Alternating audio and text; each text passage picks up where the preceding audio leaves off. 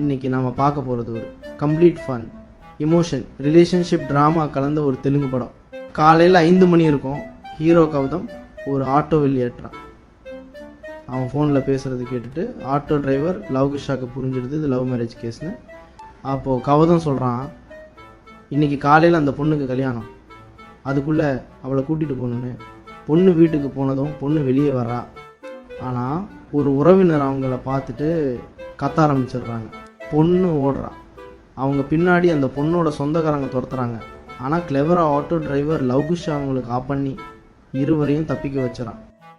ஆனால் ட்விஸ்ட் என்னென்னா, அந்த பொண்ணு கௌதமோட லவர் இல்லை, அவங்க அப்பா கார்த்திகோட லவர். இதை பார்த்து ஆட்டோ டிரைவர் ஷாக் ஆகிறான். ஒரு வயசான ஆளுக்கு போய் அந்த பொண்ணை கல்யாணம் பண்ணுறீங்கன்னு கத்துறான். ஆனால் கௌதம் சொல்கிறான், இது லவ் மேரேஜ், அடுத்தவங்களுக்கு பிடிச்ச மாதிரி இல்லை, நமக்கு பிடிச்ச மாதிரி வாழணும். அந்த கல்யாணமும் நடக்குது.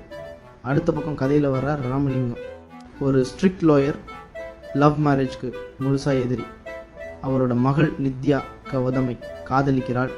ராமலிங்கம் கௌதமிடம் கேட்கிறார், உங்கள் லவ் ஸ்டோரியை சொல்லு, அதுக்கப்புறம் தான் நான் முடிவு பண்ணுவேன்னு. கேரளாவில் வேலை செய்த போது நித்யாவை பார்த்து நட்ப ஆரம்பித்தது.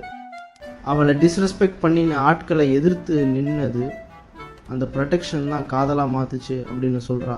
ராமலிங்கம் சொல்கிறார், இது லவ் கிடையாது, சண்டை, ஏகோ, ஃபர்கிவ்னஸ் எதுவும் இல்லாத லவ் இல்லை. அவர் திருமணத்துக்கு ஒத்துக்க மாட்டேன் சொல்லி கௌதமை விரட்டிடுறார். அதே நேரம் கௌதமோட பாஸ்ட் ரிவீல் ஆகுது. கல்லூரி காலத்தில் தியான்னு ஒரு பொண்ணை அவன் காதலிச்சிருக்கான்.